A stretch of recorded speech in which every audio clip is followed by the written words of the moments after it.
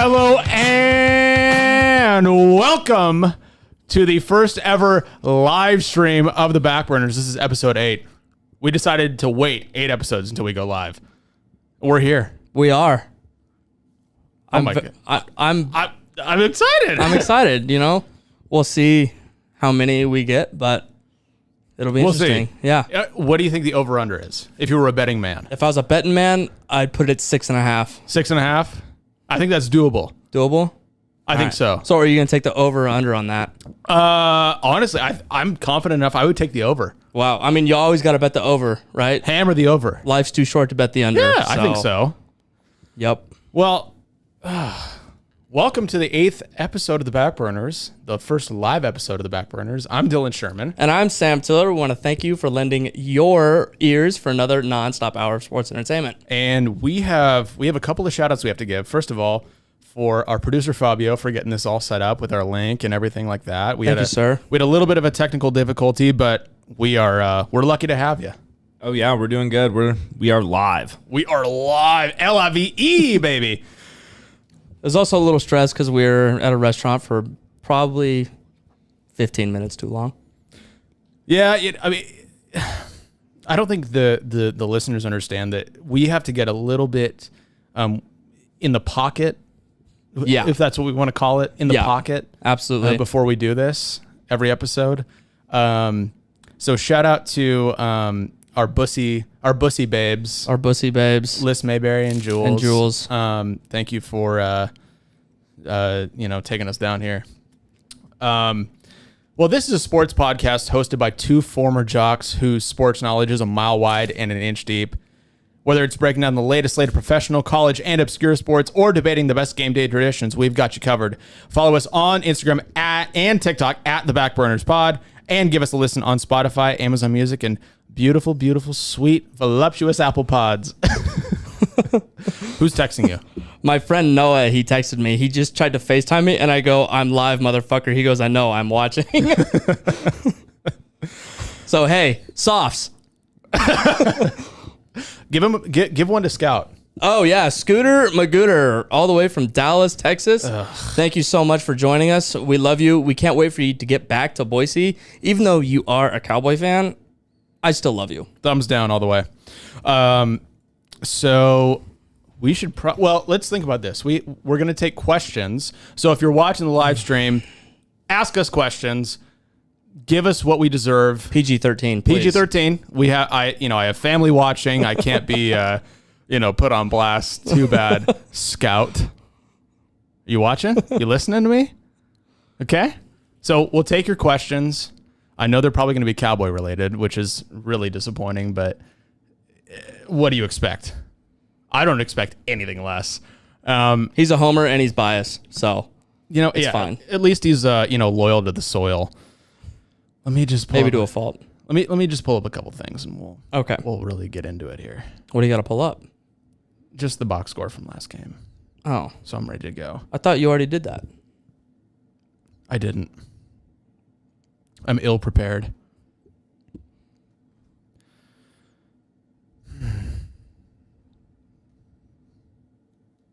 Now I'm ready. Okay, good. I'm happy for you. Let's fucking. Let's fucking go. I promised my mom. Well, I didn't promise. My mom asked me to not say the F word tonight. It might slip out. So let's get into Mom's Spaghetti. Yeah. Do you want to kick it off? Yeah. Why not? The British Grand Prix. It was filled with controversy, to say the least, but I love it. Mercedes and Red Bull, if you don't watch F1, you fucking should. You absolutely fucking should. It's amazing. Go on to Netflix, watch Drive to Survive. It's so good. It's the most entertaining racing you can possibly have on this earth. And Mercedes and Red Bull, big rivals. They've been big rivals for a long time. Max Verstappen was in pole position this weekend, and Lewis Hamilton, the 6-time world champion, was in second. And Lewis was behind by 33 points, and to say the least, he wasn't happy about that because he's a 6-time world champion. He's the greatest F1 driver of all time. So Going into turn 1, he kind of ran Max off the road. Yeah, and it was not a casual collision. No, Max got sent to the hospital because of it. It was just precautionary, but still, he hit the wall at 51 Gs, which is a lot.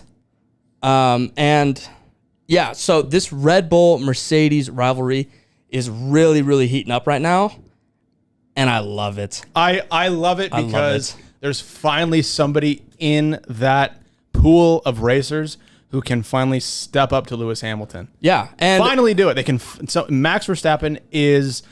He's the heir apparent. Oh my God. I love watching him race. He's a bit of a dick. Yeah. He's a bit of a dick. You got to have a little bit of dickhead energy, though. Yeah. A little bit. But, I mean, he's had an unbelievable season so far. He's had a great year.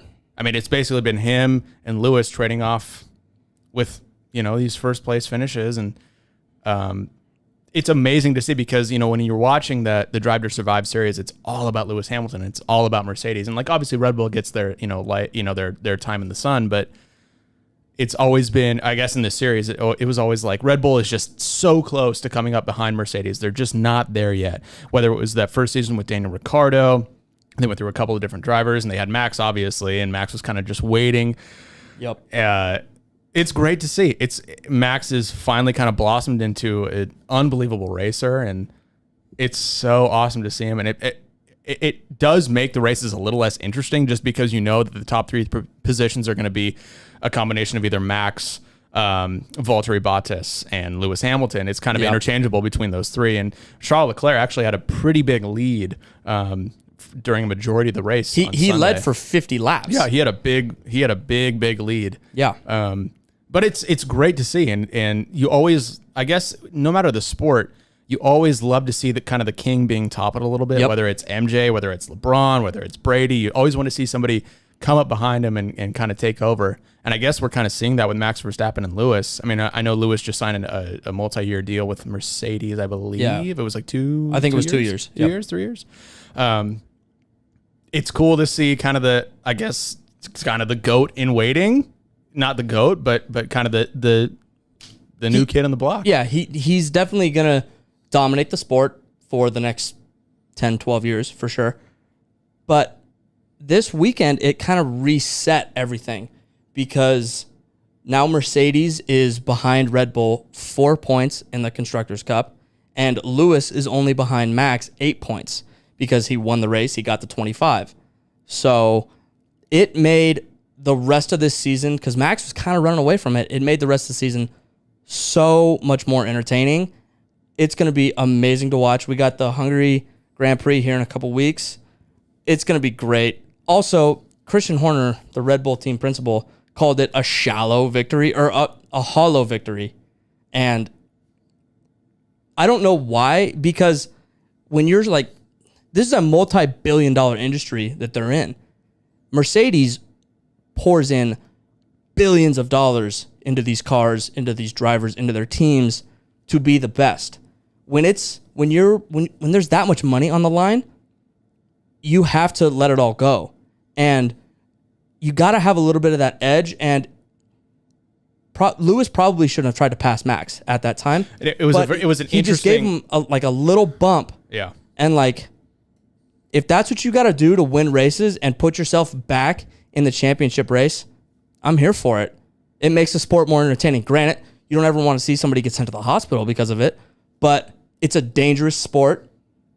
Give them a little bump. It's a war. Push them wide. Make them go wide on the track. Why not? Was Lewis inside? Lewis was inside. And he kind of... So he tried to undercut Max. Max was going wide. Lewis went to go inside. And then Lewis just kind of took the corner a little wider, and they touched Max's rear tire, and Lewis's front tire touched, and it sent Max into a spin into the wall. Yeah, because it wasn't like a super violent collision. No, it wasn't. It was. But he pushed him off the track, Right. and then he did the same thing to Leclerc on lap 50 when he passed him. Lewis, what the fuck? Hey, when you're the 6-time champion, you want to get to that 7th time. I don't blame him. He's gotten a lot of heat for it, but fuck him. I guess. Like, you're the 6-time champion. He only got a 10-second penalty, and he still won the race. So He's too good. he is. He's the best driver of all time. He's too good. It was also his 99th victory. So he's one away from triple dig. From triple dig, which is impressive to say the least for F1. It is. I mean, again, I go back to kind of this king, mentality. And I think that's why I love watching The Last Dance so much, is because you're watching somebody do something so much better than everybody else. And I think you kind of get that as you watch Drive to Survive, as you kind of progress through the seasons.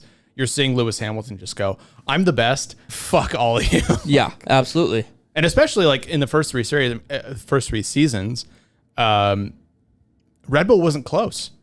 No, they've been building from the bottom, and then they made the switch to Honda, and that was the best switch that they could have possibly done, because ever since they switched to Honda and they said, fuck you, Renault, then they have been at the top. They've had a miraculous season. And they're pushing Mercedes, too. Mm-hmm. Mercedes needed somebody to come up and push them to be better and give them competition, because they were blowing everybody out for years. It's so great to see the sport actually have a true rivalry. Christian Horner and Toto Wolff hate each other.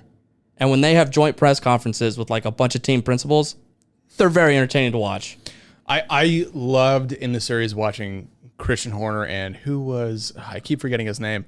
The Renault guy. Yeah. Yeah, I can't remember his name either. That was hilarious. That was a great Mom Spaghetti.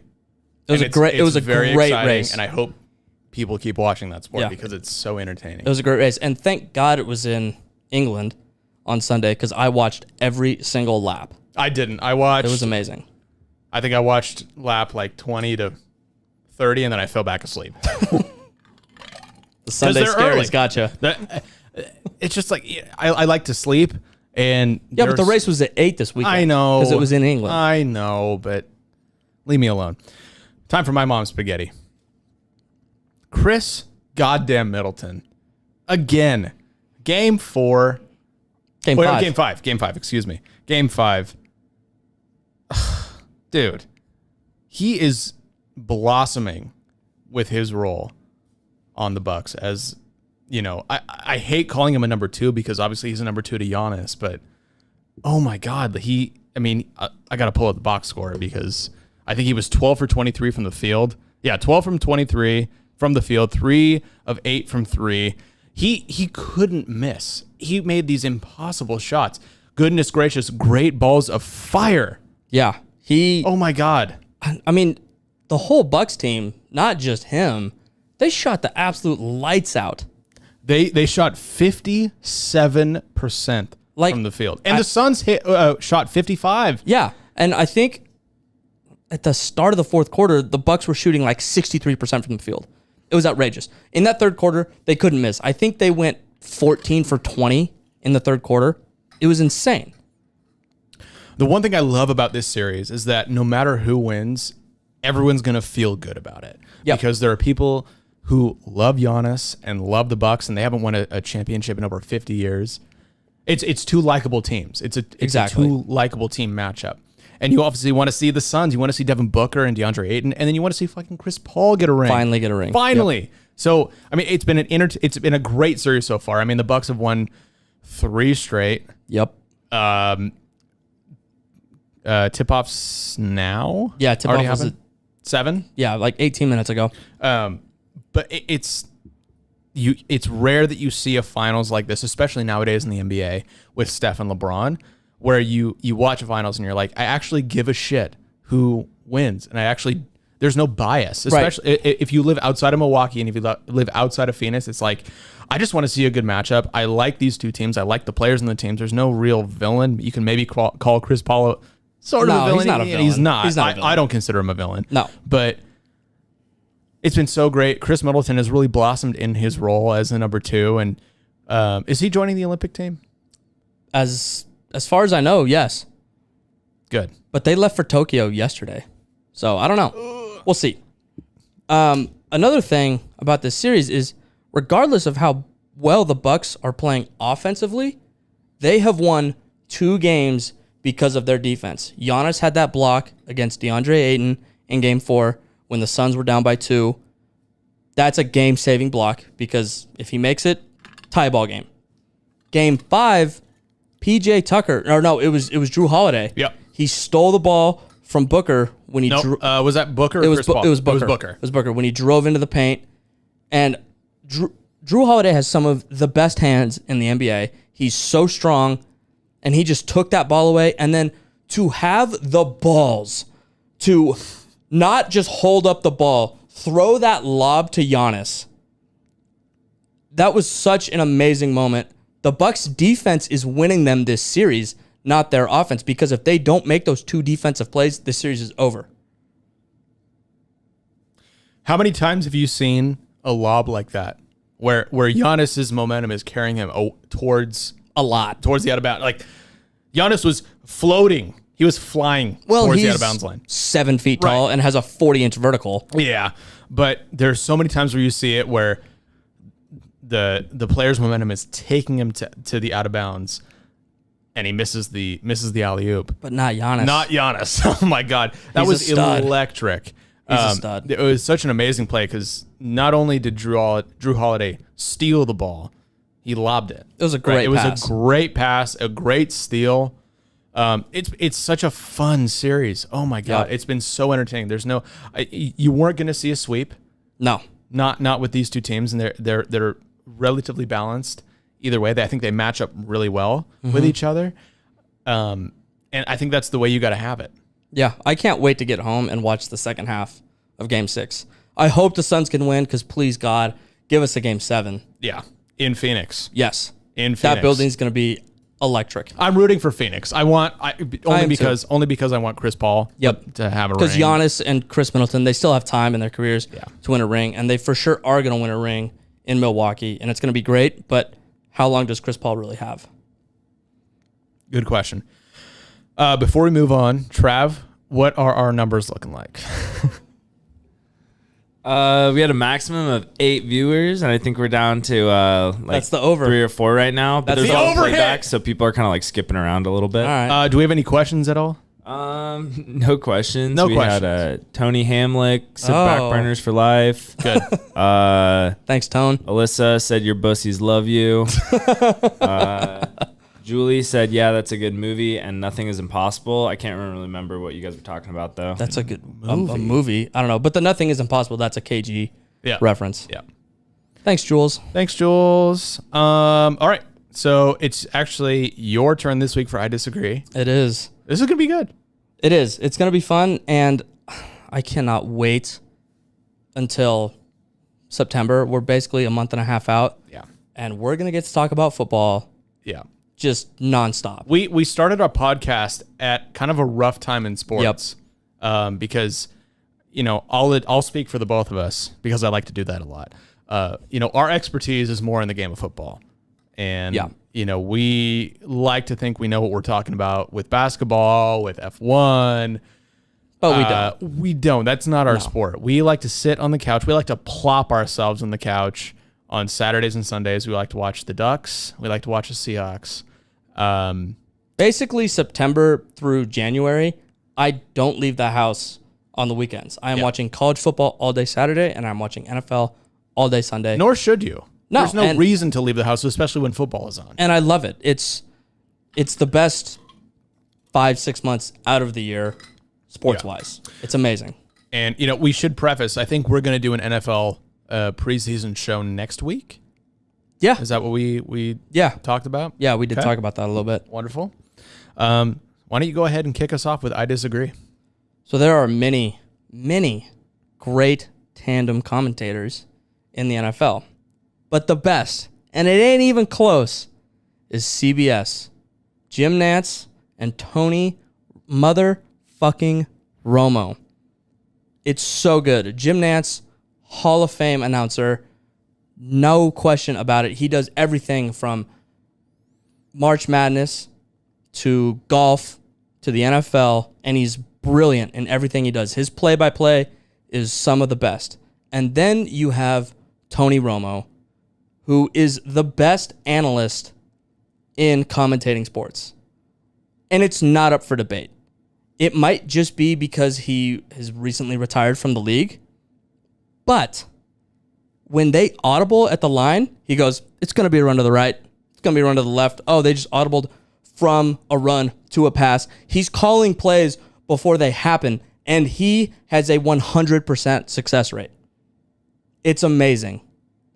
I love it. It's so fun to watch because he's so smart, and he just knows the game so well that it's amazing to listen to him call games. When there's a CBS game on in the afternoon and it's Romo and Nance, as long as the Hawks aren't playing, that's the game I'm going to watch. Yeah, it's tough to disagree with you, and I'm only saying I disagree with you just for the sake of the prompt. I wholeheartely agree with you, but let's not forget Al Michaels. So you're saying I win? I don't want to say that. Perfect. Shut up. No, you can't do that because I did beat you in putt-putt yesterday. Fuck you. By 2 strokes, and we had I don't care. I won. We had an alien life force for a scorekeeper. I won. So. I don't care. Yeah, you make a really compelling argument. Jim Nance is uber talented, and you can say the same with Tony Romo. Like, obviously, there's nothing better than him calling out plays at the line and watching it happen, and it's just like, holy shit. Are you serious? Yeah, it's all that knowledge that he has from 15 years in the league. Right. But let's not forget Al Michaels and Chris Collinsworth. Okay. Let's not, because I'm big into nostalgia, and I'm big into just like classicness, I guess. And Al Michaels' voice, there's no better. And I would say with his voice, yeah, there's no better in the game. Da da na na na na da na na na na na na na na na. You hear that on Sunday night with Carrie Underwood singing the pregame song. Oh Lord Jesus! There's something about all the elements that hit on Sunday Night Football. Yeah, and usually those are the better matchups. It's the best game of the week. It's the best game of the week. Al Michaels is there with color, and there's just nothing better. His voice and his vaguely New York accent. Yep. There's just something about him that just screams old school, fucking pound the rock. I don't know what it is, but there's a reason that everyone watches Sunday Night Football. And I think that him and Chris have a great chemistry. And I think people shit on Chris Collinsworth a lot. He's a bit of a goofball. Scout is getting after you right now. What's he saying? Well, when you guys first started talking, he said, what about Chris Collinsworth? And then after that, he said, by far the worst take of all time, Sherm, Chris Collinsworth is the worst announcer of all time. I'm not talking about Chris Collinsworth, dick. But we're talking about tandem duos. Sure. And Jim Nance and Tony Romo are way better than Al Michaels. Individually, Al Michaels is great. He called the Miracle on Ice. Do you believe in miracles? Do you believe in miracles? That's Al Michaels. Do you believe in miracles that I'll beat you in this? I disagree. No. So that's Al Michaels. Yes. Al Michaels, fantastic. He's been great. I think he's a better color commentator than Jim Nance. Wow. It's all about the voice. It's all about the tone and the voice. So you just like the sweetness and the richness of his voice. I really do. There's something about it. And I can't do an impression. I'm really good at impressions. I cannot do That's his. A tough impression. Though. It's a tough one. But I'm just saying I think you won this week only because like they are the best. Like Jim Nance and Tony as a combination of color and play-by-play, no question that they are the absolute supreme kings of commentating in football. Yeah. But there should be no disrespect towards the combination. I'm talking about the combination, Scout. I'm not talking about individually. You little rat boy. So here's my thing. If NBC could trade Al Michaels and Chris Collinsworth for Jim Nance and Tony Romo, they would. Sure. And Al Michaels is great. And Chris Collinsworth is great for 90% of the game, but then he always has like 1 or 2 lines where you just go, Chris, what the fuck are you saying? But isn't that fun? No, isn't it's that not. Fun It's to be annoying like, what the fuck? because like a big moment will happen in a game, and he just says something so idiotic. I just want to jump through the screen and just slap the shit out of him. Like, Chris, just don't say stupid stuff. He's amazing 90% of the time, but then just like 2, 3, 4 times a game, it's just like, dude. And he took John Madden's spot. You cannot replace John Madden. And he tries to be John Madden. He goes at least 3 or 4 times a game. He goes, now here's a guy. That's a John Madden line, okay? I just think about Frank Caliendo. Well, there's a guy that has mud on his jersey. Yeah. We gotta get going here. Okay. And did Scott say anything else, Trav? Who cares what he says? Fuck him. He said facts. Al Michaels is legit. That's fair. I'm glad we can fucking agree on something, dickhead. Getting aggressive in here. I know. He makes me. He triggers me. He really does. With his little rat boy haircut and his little rat boy ways of life. All right, let's go. Come on. All right, we're gonna introduce a new. My mom said I need to watch my language. Can't just stop. Anyway, Sorry, Kim. Yeah, we're bringing in a new bit tonight, a new segment. We're calling it Quote of the Day, where we find a quote in the history of sports that just makes us giggle. Yeah. Just makes us Funny stuff. Just funny stuff. Can I kick it off? Yeah, absolutely. So this quote is by a man who I'm trying to remember what ads he does. Do you remember? He's done so many He's everywhere. He's During everywhere. football season, he's everywhere. Terry Bradshaw. Terry Bradshaw said once, I may be dumb, but I'm not stupid. I think it speaks to me because I think I'm actually the opposite. I think I'm stupid, But not dumb. but I'm not dumb. Interesting.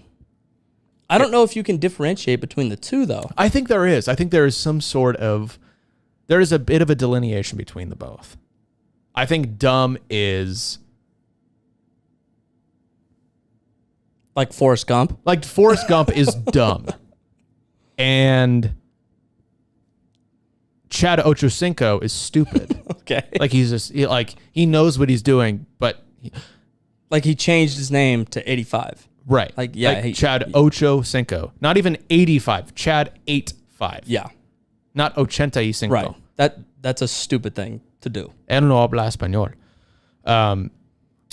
So there is a delineation. I think there's a difference between dumb and stupid. And I think I really walk the line delicately. So Okay. that's Also, my quote of the day. Terry Bradshaw, he has one of the best haircuts of all time. I love it. The bald on top and the silver fox white around the ears and the back of the head. It's hot. Have I ever told you what I call that style of haircut? No. We're talking about bald, like he said, bald on top and hair around the sides. If you don't know, just look up a picture of Terry Bradshaw. I call it stadium seating. Oh, that Because makes there's sense. stadium, there's seating on the side. Yep. There's a field in the middle. Field on the top. Right. Yeah. So it's a bit of a fish, kind of like an Autzen Stadium-y kind of haircut. Yeah. Nothing in the middle and stuff on the side. But to be like a true like Autzen Stadium, would have to wrap he'd have to have like hair on his forehead. Sure. But It just connects to his eyebrows. It's more like it's more like Ohio State horseshoe. we'll call it a horseshoe. A horseshoe. That's been my quote of the day. He's clearly an entertaining guy. He knows his niche. Oh, He yeah. plays it well. He's amazing. I may be love dumb, Terry but I'm not Bradshaw. stupid. Yeehaw. My quote of the day. Pete Rose. The late, the great. Wait, no, he's still alive. not dead. Okay. The great Pete Rose. He just got banned from baseball. He's Yeah. not dead. He once said, I'd be willing to bet you, if I was a betting man, that I never bet on baseball. Mm-hmm. And guess what, ladies and gentlemen? He bet on baseball. He bet on baseball a lot. Yeah. And he bet on his team to lose a lot. Yeah, there's so much controversy with him and Barry Bonds, right? Those are they're totally they're separate. so They're so different. separate. They're But so like different. when you think of famous baseball bands, you think of those two, right? Yeah, definitely. So he's a sociopath.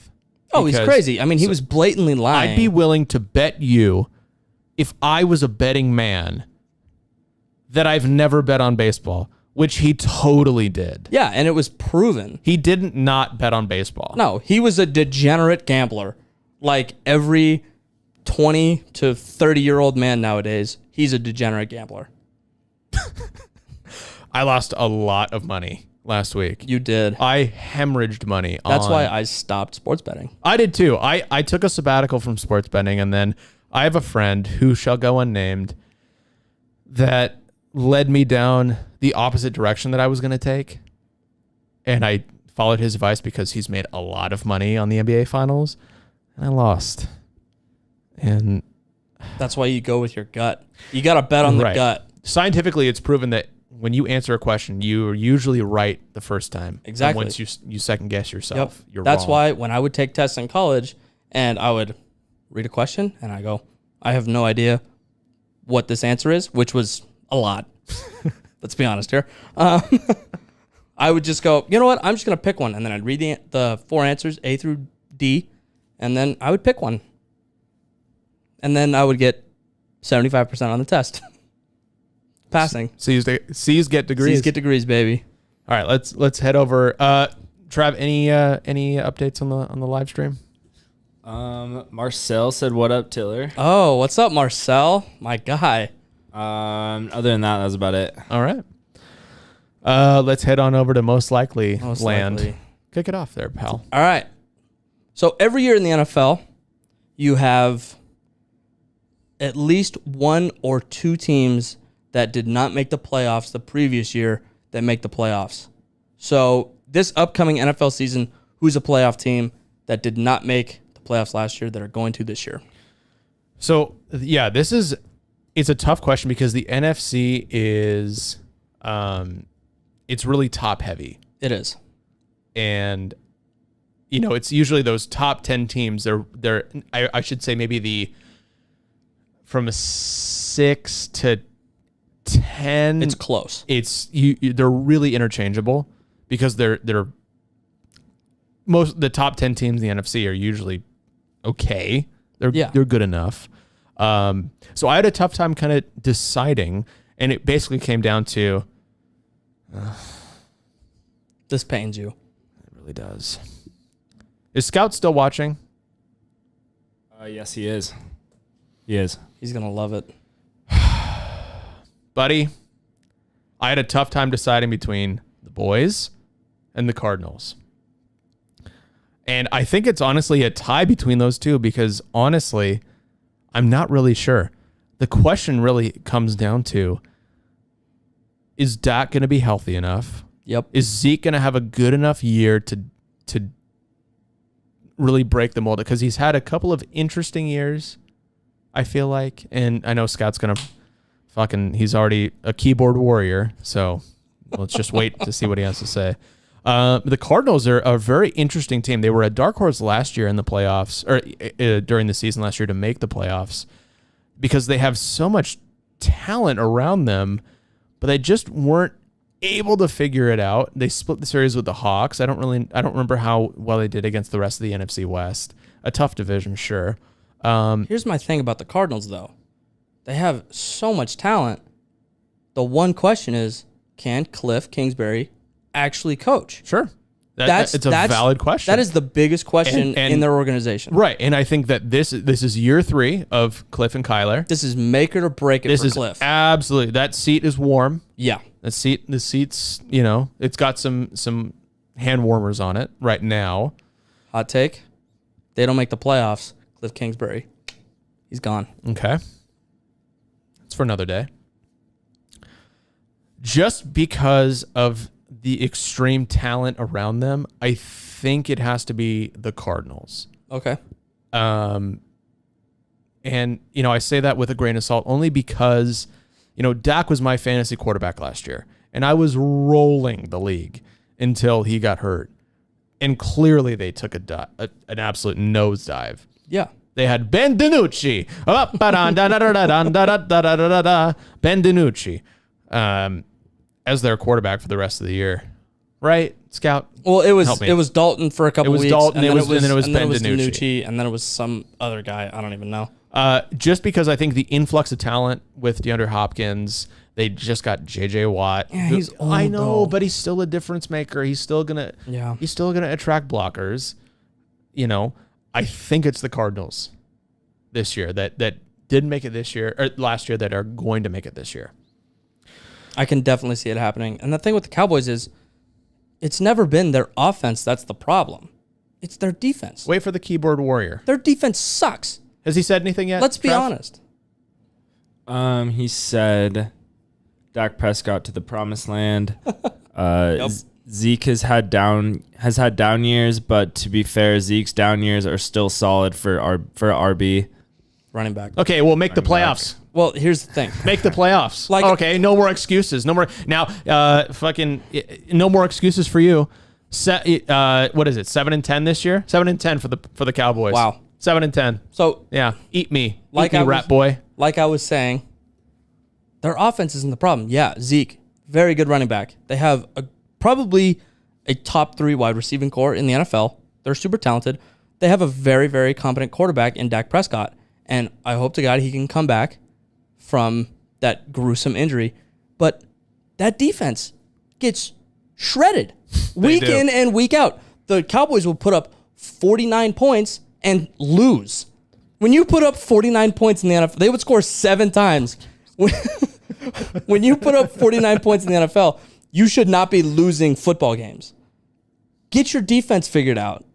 And then we can talk about you being the Cowboys of the 90s. Yeah. Last time you won a Super Bowl, I was in diapers. Maybe even pre-diapers. I don't even think you were born. I was 96. I was born 96. Listen, they've won 1 playoff game in the last 25 years. Now, mind you, it was against us, so now obviously who cares? Whatever. Little rat boy. He also said Cardinals division is too crazy for them to get a wild card. It is. It is wild. Just wait. And then also, really big news. We got Kim Sherman in the chat. Yeah. Hi, Kimmy. She wanted to say hi, and then she also gave an NBA update. Bucks 29, Suns 16, end of the first. Yikes. Thanks, Kimmy. Pray for Game 7. Okay. That was my most... Oh, wait. Sorry. Excuse me. I'm going to give you your most likely. Yep. So, the NFL, the past couple of years, has been dominated by Mr. Thomas Brady and Mr. Patrick Mahomes. Who is more likely to have more Super Bowl rings by the time they retire? Josh Allen or Lamar Jackson? Josh Allen. I don't even really think this is a debate because with Lamar, you have the question, how long can he play? When quarterbacks like to run, you take more shots. And you just can't do that if you want to have a 20-year career in the NFL. Why do you think running back career averages is 5 to 7 years in the NFL? They take too many shots. He runs too much. He doesn't have the accuracy with his arm. He can throw 3 routes. He can throw an out, a slant, and a seam. And that's about it. They have to cater their team around Lamar to be good. Josh Allen can make players around him better. That's why Josh Allen is going to win more Super Bowls. It's that simple, really. I love watching Josh Allen play. I love watching a gunslinger. I love watching him. Yeah. I love watching Brett Favre. I love watching Rodgers. Guys who can just sling the rock with no care and no remorse. They're just, there's my ball. Yeah. You're going to catch it. Josh Allen, he's more durable than Lamar because he doesn't run as much. And when he runs, he runs people over. He does. He's a big guy. He's a large man. Yeah, I really don't think there's a debate here. Lamar, listen, he's a great quarterback. He's amazing.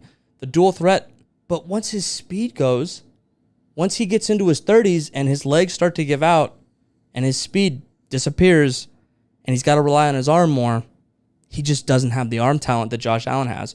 Josh Allen can throw the ball 70 yards, flat-footed. He's got a freaking rocket. He does.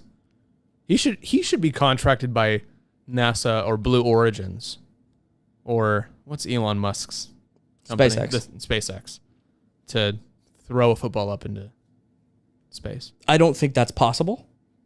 We'll see. We'll see. Okay. Depends on Josh Allen's off-season program. Let's get into hot take. Spicy hot takes. What are the live numbers there, Trav? We're at 6 people right now. Marcel said Lamar's too flashy. Look at Cam. He was good for one breakout season. Here's the thing, Marcel, I'm going to speak to you directly. I know you're a Patriots homer. Ugh. And I love you anyways. Scum. But here's the thing. Cam ran for more touchdowns than he threw last season. He ran for 12 and he threw for 8. And he's not good. He doesn't work in Bill Belichick's offense. Come on. Let's be honest with yourself here. The Patriots, they were great when you had Tom. They might be good if Sam Darnold starts, but you cannot be good with Cam Newton at your quarterback. And that was proven last year. Sorry, buddy. All right, well, okay. Hot takes. I'm going to start. Go for it. This is a hot. It's not. You know what? It's not a hot take. All 4 NFC West teams will get into the playoffs next year. It is the most talented division in football. But that's the problem. They're gonna get. They're so. All of them are good. Okay, so you don't think the Vikings are going to have a better record than the 4th seed in the NFC West? You don't think the Saints are going to be better than the 4th seed in the NFC West? Nope. You don't think the Cowboys, who are not going to win the NFC East, are going to be better than the 4th seed in the NFC West? No. Scout. Wow. Listen, all 4 NFC West teams are so uber talented. Now, each of them have their own questions with the Seahawks. How's that defense going to start out? And how's the new offensive coordinator going to gel? How's the new offense going to look with the Is Matt Stafford the guy? Does he still have it in him?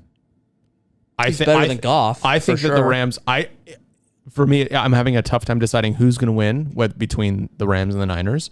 The Niners, can they stay healthy?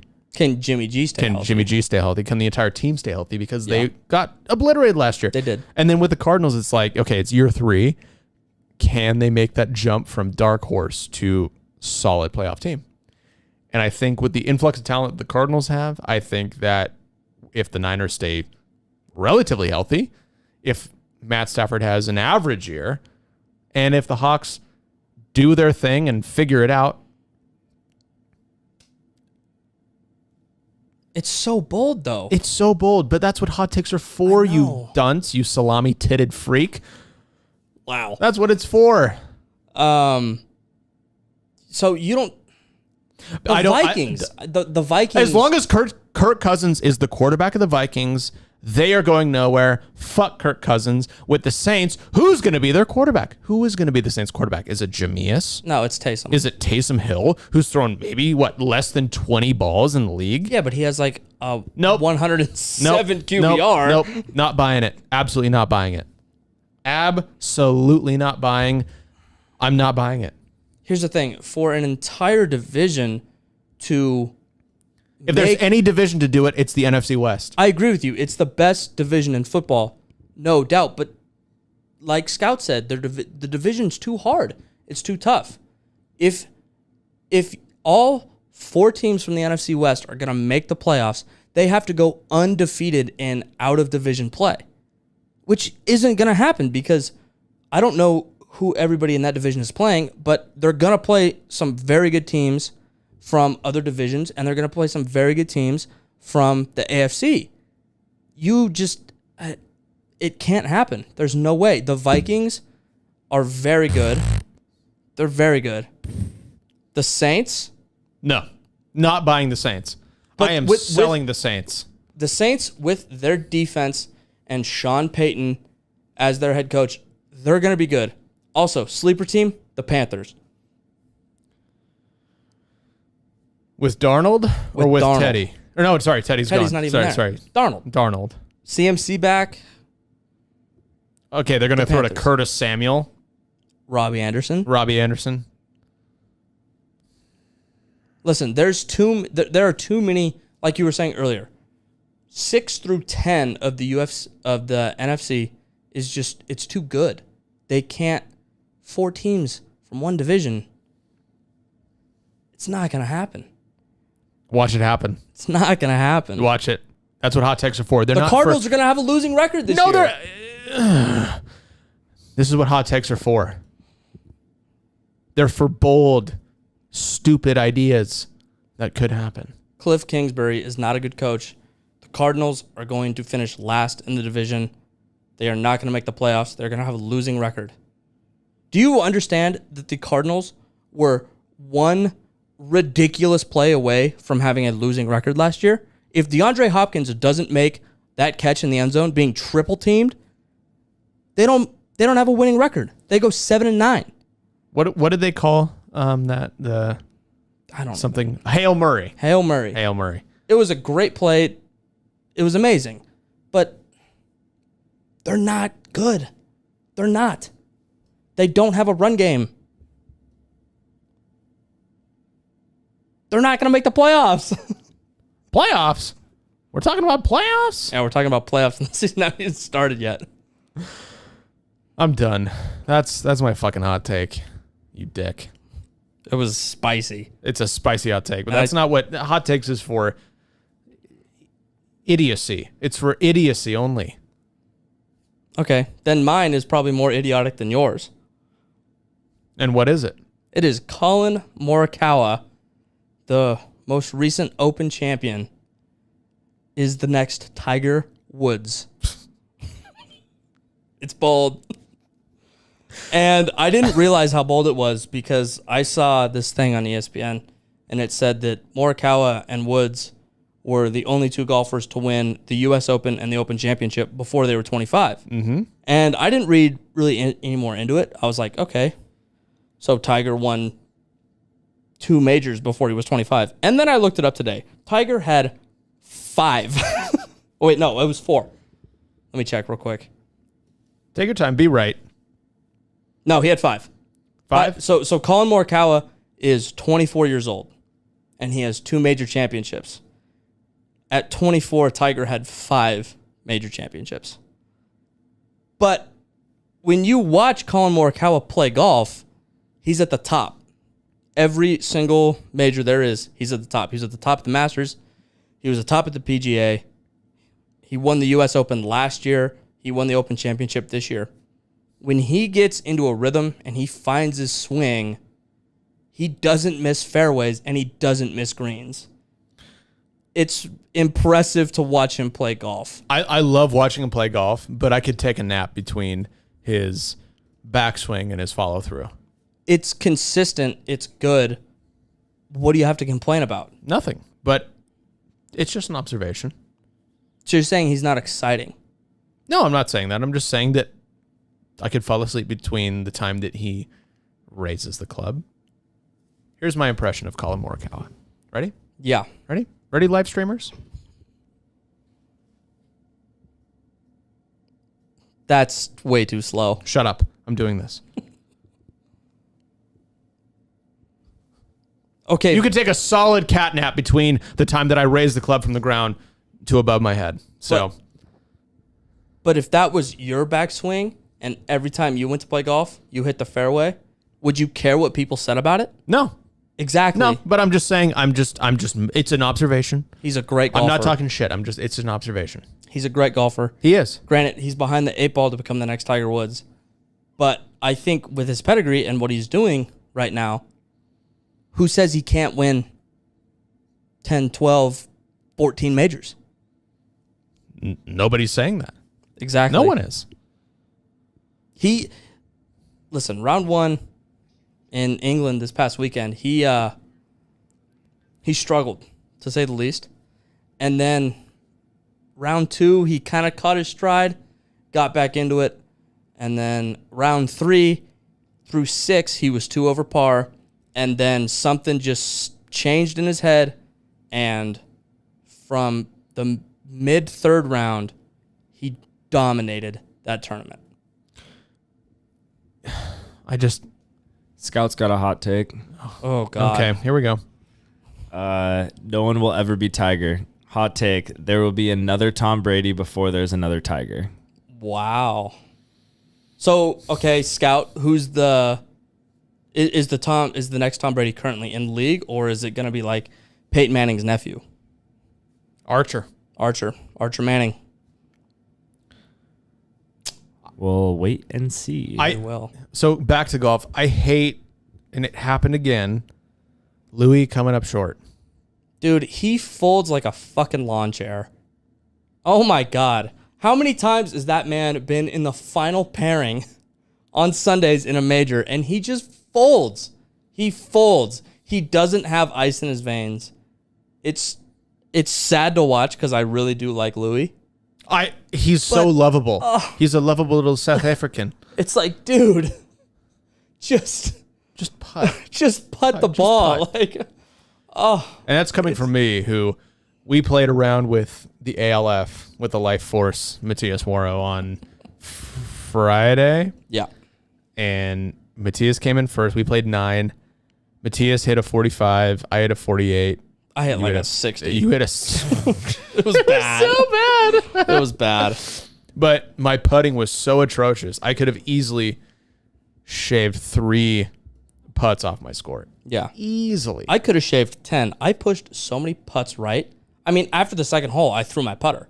I was so pissed because I pushed 2 like 10-foot putts right, and I was like, fuck this club. And I just threw it. I hate losing to Matthias because he's so fucking cocky. He is. Like, I beat both you last night in putt-putt, and he was talking shit the entire time. I won our putt-putt competition last night. Shout out to Wahoo's Family Fun Center. We played a hearty 18 holes. It wasn't super family friendly last No. night. And for the 6 people watching and the rest of you listening, don't ever in your life race go-karts with Matthias Waro. He was racing them like bumper carts. He was racing like bumper carts. terrifying. There were families around us, and he was treating it like it was his own personal track. He bumped me. He was racing like it was F1. He was racing like we were playing Mario Kart. Yeah. Fuck that guy. He was throwing turtle shells. He was throwing banana peels and turtle shells and all that bullshit. We got a response from Scout. Oh, okay. He said not sure who the next Tom Brady will be, but no one will touch the dominance of Tiger and how Tiger won. The dude won majors by 12 strokes, LOL. Yeah, he's right. But is anybody going to win 7 Super Bowls, potentially 8? Ever again? That is, when you talk about most unbreakable... Not with the Chiefs' current roster. They lost a lot of O-linemen. And when you talk about the most unbreakable records in sports, there's a lot of them. You have Brett Favre starting almost 300 consecutive games. That's pretty unbreakable. Shout out to painkillers. Shout out to painkillers and Wrangler jeans. And didn't he do the brace? He did the copper knee. Oh, yeah, copper fit. knee. Yeah. Copper fit, yeah. But I think Tom Brady's 7 Super Bowls is one of the most unbreakable records in sports. I agree. Yeah, I mean, nothing really to add. Do we have anything else? I don't. I think we're out of show. We are. We have run through the segments. We have run through. This might be our shortest show. Maybe. Ish. Anything else we want to add from the live streamers? Last chance.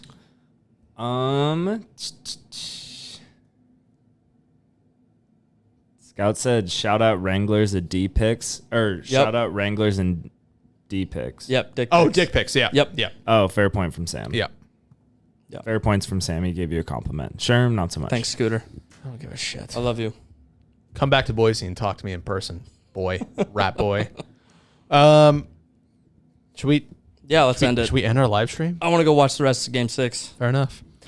And with that concludes this episode of the Backburners. Shout out to my co-host, SpongeBob Squarehead. Oh my God. I thought you were... Oh, I hate you. Okay, Larry Pinhead. Yep. No, it's Pinhead Larry. I'm sorry.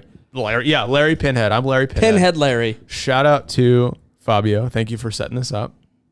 No problem. It was fun to interact with people during the Even the pod. if it's not many, Yeah. it just adds a little flavor. It does. It Little bit of does. Yeah. spice. It adds a little. It's the little salt kiss bay? of scald. Yeah. The salt bay. scald? Kiss of scald. And since we do this the same week, like pretty much same day of the week every time, I mean, it's consistent. So maybe if the listeners like this, then they'll want more in the future. It is fun. Yeah, I like it. Yep. I don't like getting heckled. No, I think we should ban Scout from watching the rest of our live streams. Block him on YouTube. Yeah, let's do that. Well, the whole point is eventually you get enough people in the comments that they're just heckling with each other, and you guys True. don't like really have to hear it, except Right. for like the good questions that kind of bleed through. But Right. when there's not that many, I'm telling you every single comment. So you're saying that Scout gets washed out eventually by comments. Yeah. No, Marcel said eat more hot dogs. here's the thing. I will never, ever eat 6 hot dogs in 55 seconds again in my life. You know what's- That was fucking horrible. Okay, I hated it. Listen, it was so much fun to do. No, it wasn't. It was fun to do it, and I proposed that we do like an eating Olympics this summer to coincide with the Summer Olympics, and you shot it down. You shot it down like a dead dog. Because I don't want to do eating competitions. They don't make But didn't you have a good time sucking down those salty No. glizzies? No. You didn't have a good time? You didn't enjoy yourself? No. Yeah, I good enjoyed it. content requires a little sacrifice. That's what I'm saying. We can't just sit here and be safe. We have to do things that where we have to be risky. Ugh. Look at you. It makes me sick. I know it makes you sick, but it makes me sick. I was sick the next day. God. Why are you yelling? Because I'm angry and You're a moody little boy. I'm not moody. Make sure to follow us on Instagram and TikTok Such a horrible segue. at the Backburners Pod. Give us a listen on your favorite streaming service. We're the Backburners, and we will whisper sweet nothings in your ear next week. See ya! Bye, everybody.